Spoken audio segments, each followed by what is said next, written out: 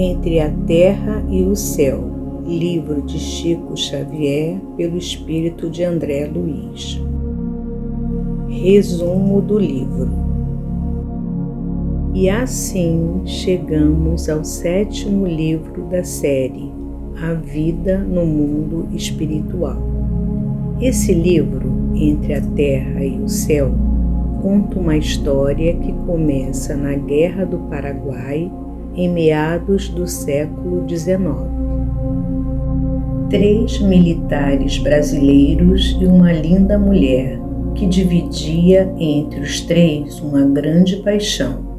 É uma história de amor e ódio que não durou somente os poucos anos que duram uma passagem pela Terra, mas continuou em seus corações durante suas próximas vidas, entrelaçados entre si por compromissos assumidos e por obrigações espirituais que formaram na carne.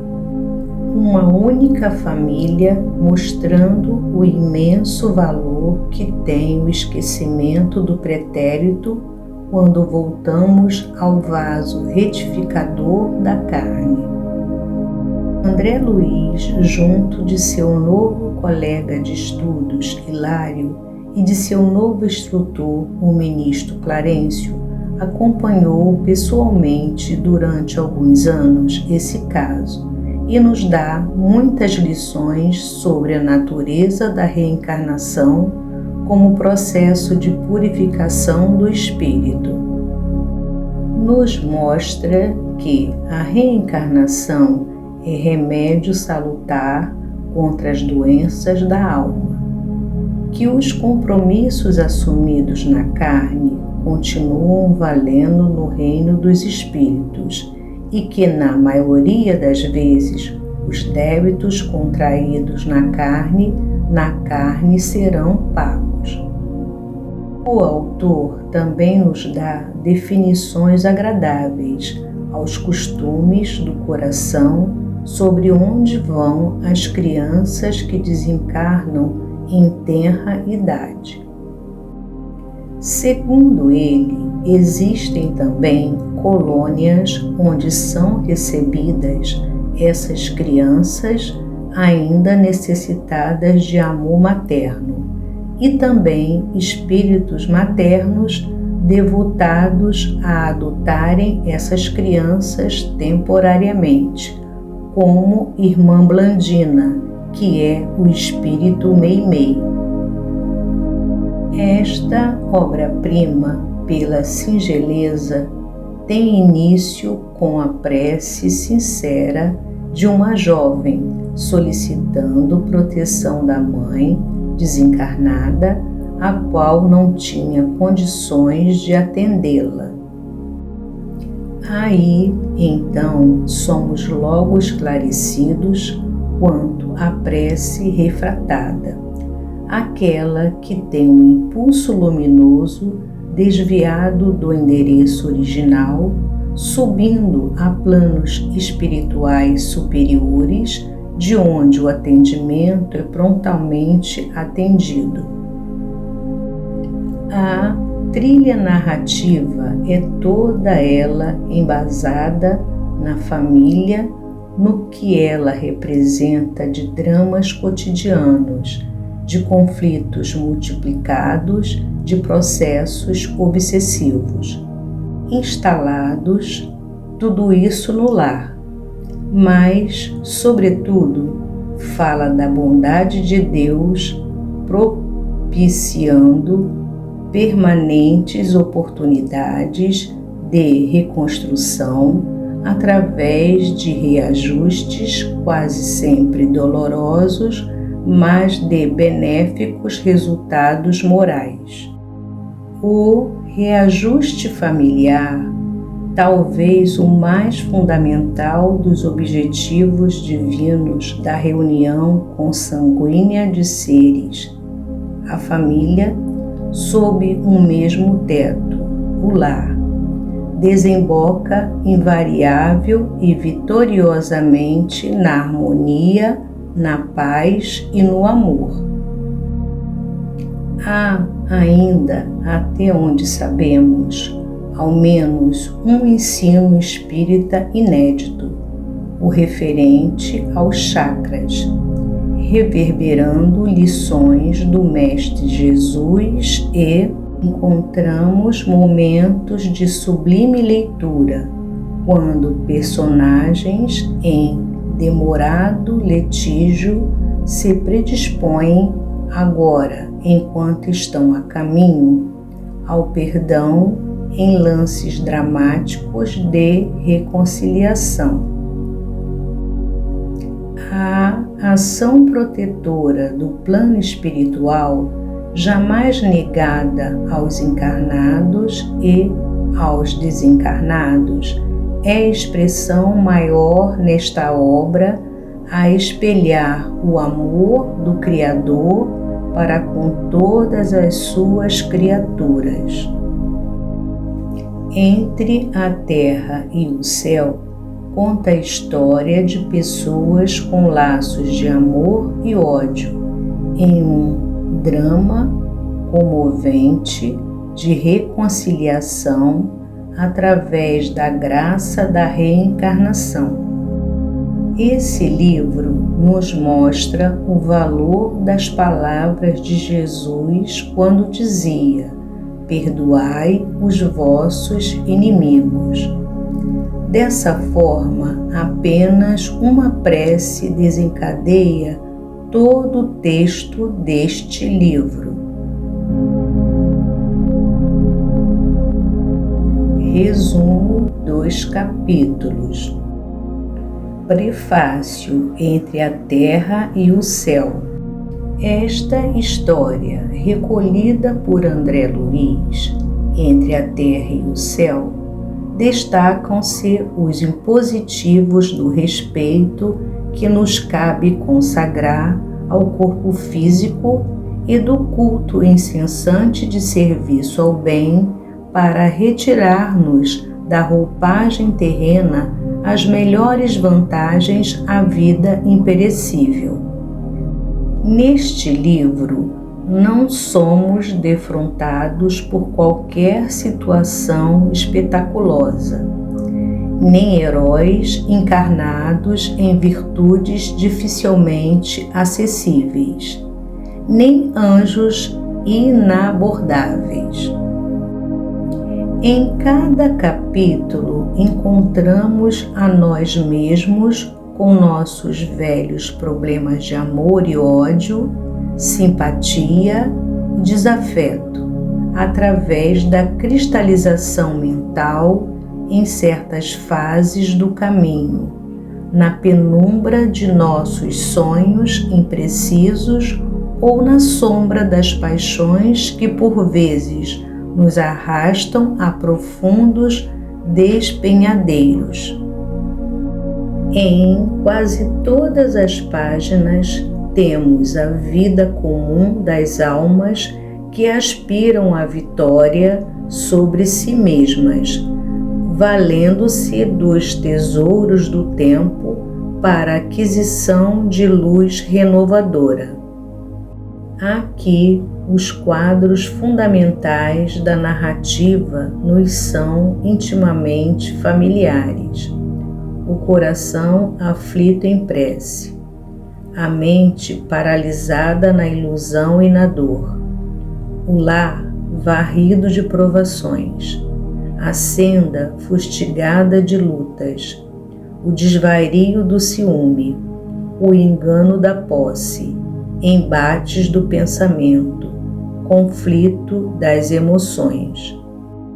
E sobre o contexto dos fatos puros e simples, paira por ensinamento central a necessidade de valorização dos recursos que o mundo nos oferece para a reestruturação do nosso destino. Em muitas ocasiões, somos induzidos a fitar a amplidão celestial, incorporando energia para conquistar o futuro. Entretanto, muitas vezes somos constrangidos a observar o trilho terrestre a fim de entender o passado a que o nosso presente deve a sua origem. Neste livro, somos forçados a contemplar-nos por dentro, no chão de nossas experiências e de nossas possibilidades, para que não nos falhe o equilíbrio, a jornada redentora no rumo do porvir. Dele surge a voz inarticulada do plano divino, exortando-nos sem palavras. A lei é viva e a justiça não falha. Esquece o mal para sempre e semeia o bem cada dia. Ajuda aos que te cercam, auxiliando a ti mesmo. O tempo não para, e se agora encontras o teu ontem, não ouvides que o teu hoje será a luz ou a treva do teu amanhã. Emmanuel, Pedro Leopoldo, 23 de janeiro de 1954. Capítulo 1. Em torno da prece. O potencial de atendimento da prece tem infinitos degraus, sendo diretamente proporcional ao degrau evolutivo daquele que a faz. Para o bem ou para o mal, nossas aspirações sintonizam, respectivamente, mentes elevadas ou mentes estagnadas na ignorância. A escolha é nossa, tanto quanto o alcance das consequências felizes ou infelizes. Capítulo 2. No cenário terrestre. Deparamo-nos aqui com uma prece refratada, comovedora, e aprendemos sobre a relatividade do livre-arbítrio ou fatalidade relativa. O capítulo mostra ainda a infeliz teia que prende vários personagens, encarnados e desencarnados, sendo auxiliados graças ao apelo feito ao plano espiritual por uma jovem bondosa, cuja encarnação houvera sido organizada em nosso lar.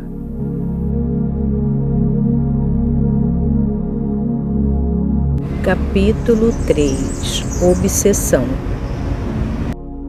Mais uma vez nos defrontamos com o problema da obsessão. André Luiz nos traz mais um caso vivenciado por ele e a equipe de benfeitores socorristas que integrava, aproveitando o relato para transmitir acerca do tema importantes ensinamentos que nos levarão a aprender a lidar com o problema. Capítulo 4. Senda de provas. Intenções podem ser atenuantes ou agravantes para todo aquele que formula ideias e nelas se fixa. Desejos são forças mentais coagulantes, ensejando ações venturosas ou de dolorosas resultantes.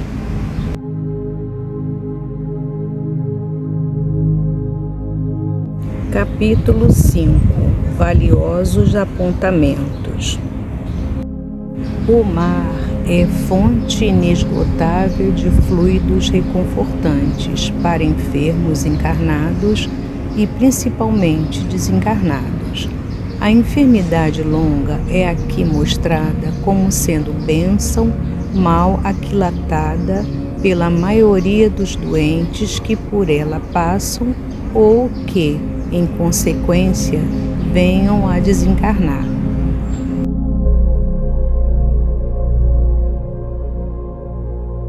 Capítulo 6. Num lar cristão. Mulher abandonada pelo marido educa seus filhos dentro da moral cristã. Vemos preciosa reunião familiar de preces e estudos referentes aos ensinos de Jesus, principalmente a excelência de benesses desencadeadas pelo perdão das ofensas. Capítulo 7. Consciência em desequilíbrio. O capítulo leciona-nos sobre o problema da culpa.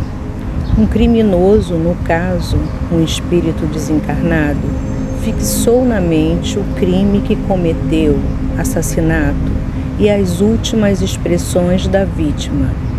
Vive perturbado há décadas, embora a própria vítima já tenha até reencarnado. Essa imagem se revitaliza cada dia em sua memória. Capítulo 8. Deliciosa excursão. As mães, espíritos encarnados no desdobramento do sono, são levadas por espíritos benfeitores ao plano espiritual para visitar seus filhos desencarnados em pouca idade. O esquecimento do passado tem aqui vigorosa defesa por constituir bênção divina nem sempre considerada. Capítulo 9. No lar da bênção.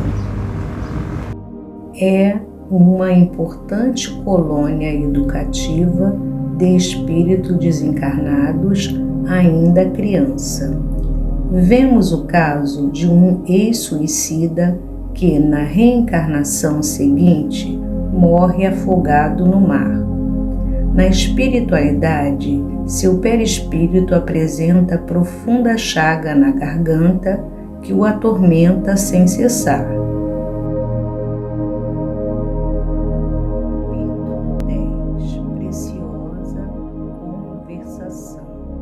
São citados valiosos ensinamentos referentes aos espíritos desencarnados quando ainda crianças. Geralmente, tais espíritos em vidas passadas eram muito inteligentes, dominadores e egoístas. Após períodos mais ou menos longos de purgação, recebem a bênção de nova reencarnação, retornando necessitados de silêncio e solidão, que lhes proporcione desvencilharem dos envoltórios inferiores em que se enredaram. É citado o ato do infanticídio inconsciente e indireto, de terríveis consequências para as mulheres que se comportam mais fêmeas que mães. Capítulo 11. Novos apontamentos. Inércia e trabalho. Atraso e adiantamentos espirituais.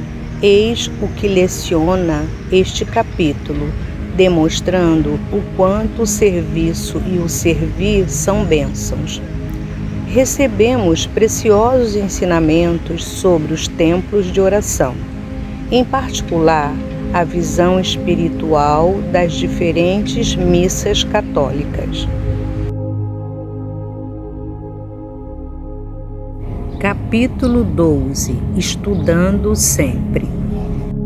Heranças genéticas dos pais e heranças espirituais de nós mesmos são expostas, no primeiro caso, à luz da lei de sintonia e atração.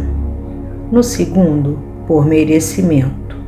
A dor é vista como concessão do Pai Celestial para nosso próprio reajuste. Capítulo 13. Análise mental. O fantástico porvir da cirurgia psíquica é aqui noticiado. Reflexões sobre Freud, 1856 a 1939, apontam a verdade incompleta de sua obra, na qual a ausência do bálsamo curativo aos problemas da alma. São explicadas como se processam as modificações do perispírito pelas emoções. É citada a realização de uma regressão espiritual, mas sob rígido controle espiritual. Capítulo 14. Entendimento. Vítimas e criminosos são postos frente a frente sobre o amparo de benfeitores espirituais com vistas a harmonizarem-se. Capítulo 15. Além do sonho. O sonho sob a ótica da vigília.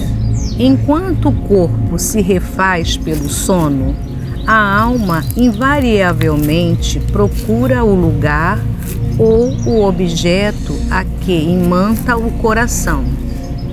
Daí a recomendação espírita de, ao se preparar para dormir, criar o hábito da oração procedida de leitura evangélica. Capítulo 16. Novas experiências. É narrado o encontro no plano espiritual de dois encarnados, desdobrados pelo sono. Um acusador terrível, o outro humilde pedindo perdão. Os fatos que os unem remontam a passado longínquo. Capítulo 17. Recuando no tempo. Com o auxílio do espírito benfeitor, o acusador recobra a memória de vida passada, onde se vê também criminoso. Capítulo 18. Confissão. Temos aqui o depoimento-confissão de dois espíritos que se envolveram num drama passional, atração pela mesma mulher, do que resultaram complicadas e funestas consequências futuras, não só para ambos, como para a própria mulher. Capítulo 19. Dor e surpresa. O capítulo prossegue no fio narrativo das reminiscências dos personagens que se atrelaram em desatinos do passado. Sobressai o ensinamento de que os espíritos protetores, visando resolver desavenças, proporcionam-lhes com rígida segurança recordações de vidas passadas. Não obstante, tanto no sonho como na vigília de ambos, impedem a lembrança de determinados lances. Isso porque, do contrário, o equilíbrio mental de tais excursionistas ao passado poderia ficar seriamente comprometido. Observação. A lição deste capítulo parece nos trazer um alerta quanto à TVP, Terapia de Vidas Passadas, no sentido de que, no plano espiritual, a regressão de memória é feita com rígido controle e seleção das recordações. No plano material, quem tem tal competência?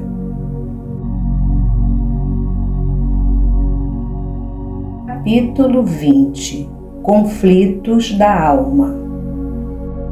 Salvo melhor juízo, este capítulo inaugura na literatura espírita o milenar estudo esotérico da filosofia hindu sobre os 7 principais chakras, centros de força, localizados no perispírito.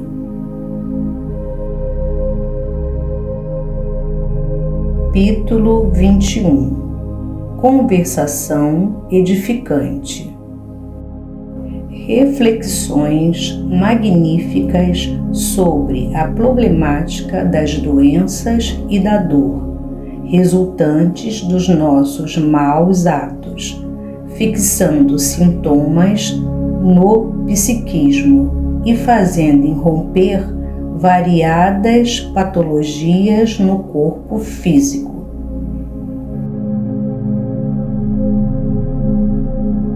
Capítulo 22. Irmã Clara. É-nos mostrada a diferença entre doutrinar e transformar. No primeiro caso, é exigida força magnética capaz de operar sobre a mente de quem está em recuperação. No segundo, só o sentimento sublimado, amor, do doutrinador poderá operar a renovação da alma de quem se ajuda. A palavra é sempre dotada de energias elétricas específicas. A voz, uma das mais deslembradas bênçãos divinas, é também uma das mais mal empregadas.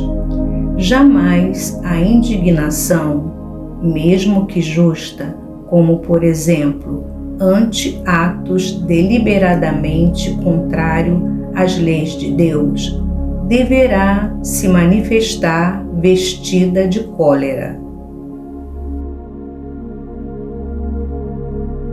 Capítulo 23. Apelo maternal. Esclarecimentos sobre os danos causados pelo ciúme.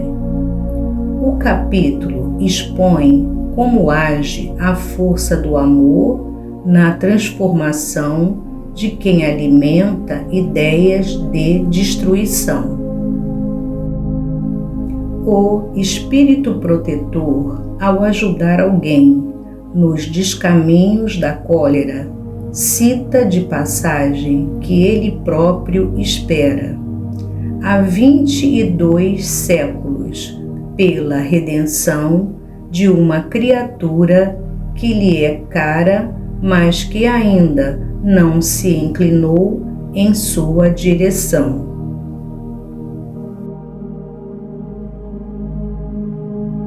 Capítulo 24. Carinho reparador.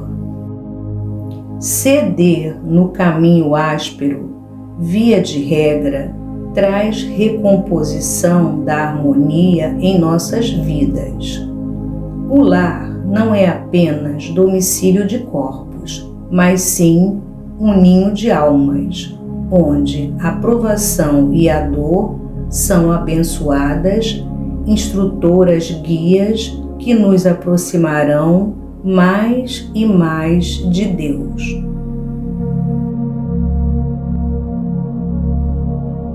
Capítulo 25. Reconciliação. O poder do perdão, sob a força de sinceridade plena, opera maravilhas da paz. A oração sem ação é como flor sem perfume. Pequenas caridades no lar contribuem para a harmonia doméstica e a alegria dos que ali residem. Observação.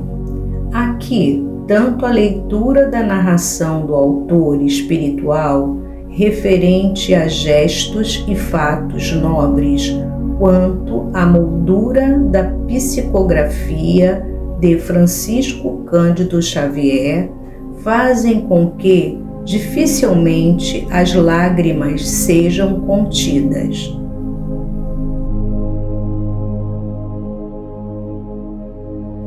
Capítulo 26 – Mãe e Filho.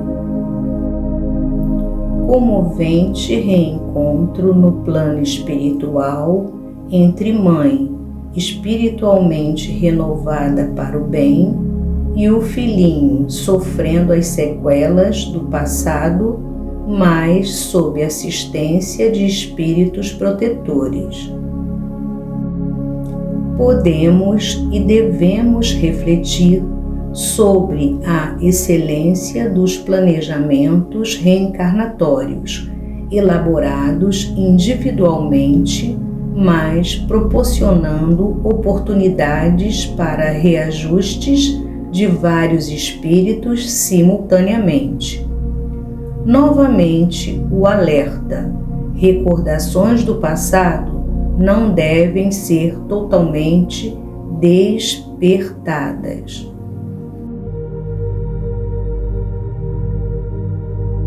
Capítulo 27 – Preparando a volta. No plano espiritual, permanecem as sequelas das doenças dos espíritos que, quando encarnados, não somaram condições para delas se libertar. Vemos aqui parte da movimentação espiritual que precede a uma reencarnação.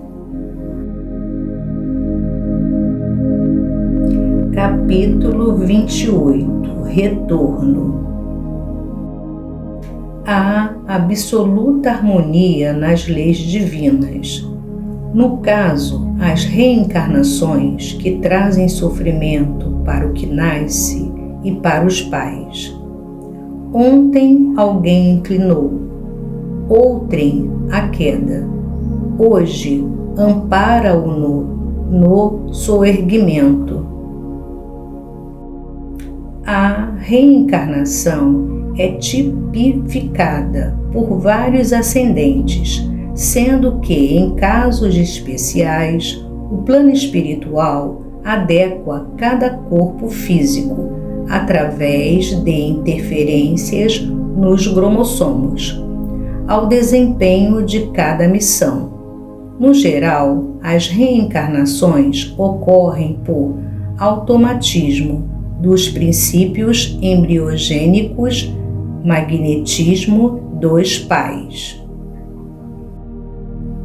É realçado o alto valor da maternidade, na qual a alma permanece por séculos aperfeiçoando qualidades do sentimento.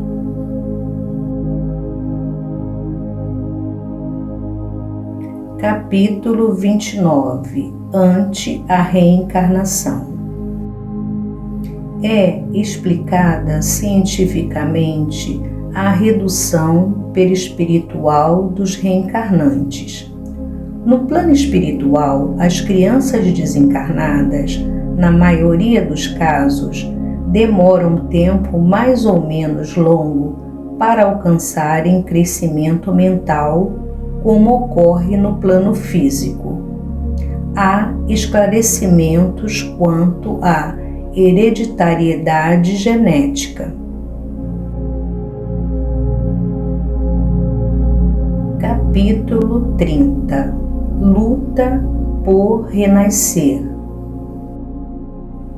Vemos aqui o instigante caso de uma mulher grávida que, pelo contato espiritual com o filho, este espírito com débitos de consciência, sofre a chamada exertia mental, com reflexos patológicos graves. Então, por sintonia, reciprocidade entre mãe e filho, ocorrem os chamados sinais de nascença, que são estados íntimos da futura mãe a se fixarem no futuro filho. são esclarecidos vários desdobramentos que surgem durante a gestação. Capítulo 31 – Nova luta. A reconciliação com os adversários o mais depressa possível é a tônica pedagógica cristã deste capítulo. O rancor adoece o coração e deixa o espírito herdeiro de problemas presentes e futuros. A oração é remédio infalível quando o caso é de inimigos insuportáveis.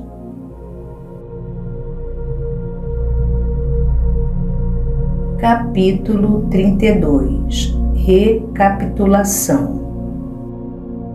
O plano espiritual sempre encaminha fatos e pessoas de forma a que as adversidades sejam transformadas em harmonia. Aproveitar tais oportunidades será sempre construir os alicerces da paz íntima.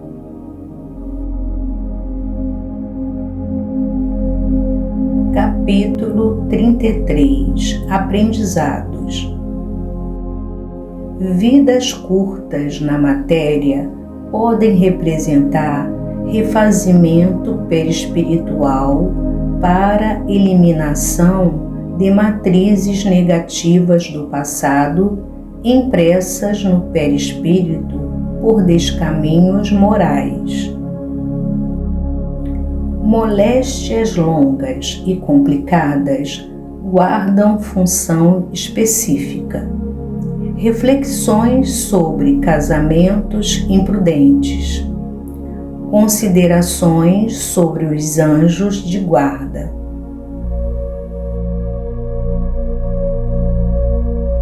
Capítulo 34 – Em tarefa de socorro.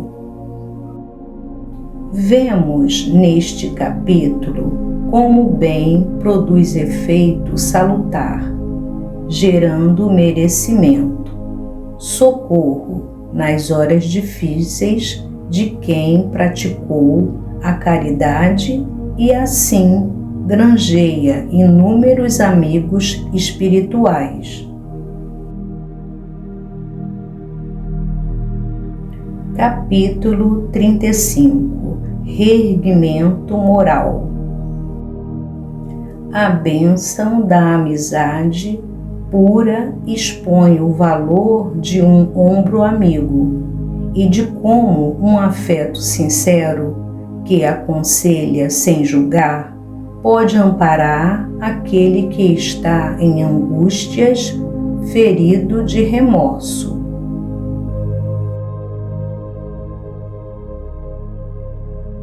Capítulo 36 – Corações renovados. O capítulo sinaliza e confirma que quando há divergências pessoais e um dos envolvidos se veste de humildade e oferta entendimento e perdão na forma de caridade, desata-se o nó. E na alma brilha o céu da paz sob o sol do amor, sem as nuvens da mágoa ou do ressentimento. E assim os corações se renovam. Capítulo 37 – Reajustes. Duas mães amparam o mesmo filho. A mãe encarnada, desajustada por complexo de culpa, é levada em desdobramento pelo sono à instituição espiritual Lar da Bênção, onde seu filhinho, após desencarnar, foi instalado sob o amparo de sua outra mãe, esta desencarnada, de vida passada. Esse espírito, o do filhinho desencarnado, teve a vida ceifada na infância por 2 vezes a seu próprio benefício, refazimento perispiritual.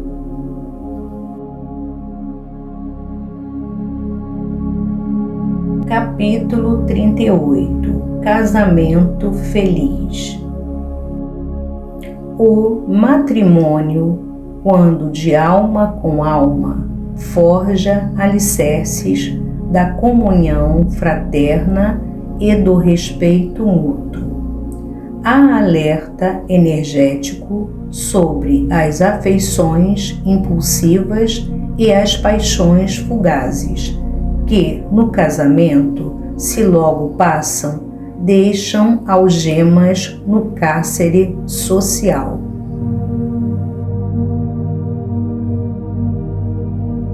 Capítulo 39 – Ponderações. Na vida há tempo para plantação e tempo para colheita. Na colheita de hoje estaremos procedendo à reconstrução dos descaminhos nas vidas passadas. Aí ressurge paralelamente o tempo de nova e alvissareira plantação.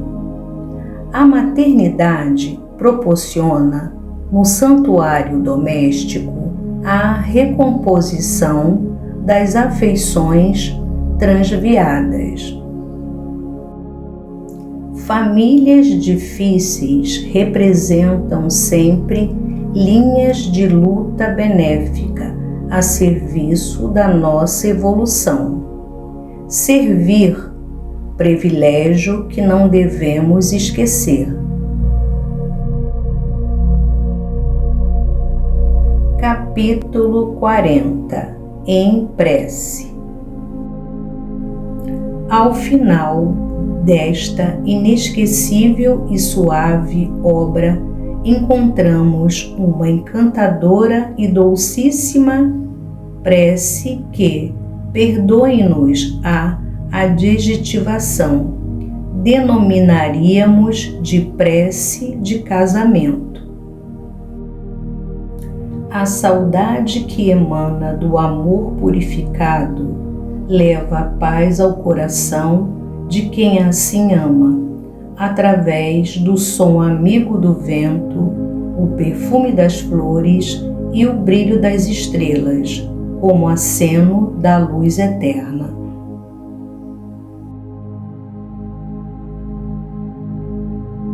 Personagens citados nesta obra.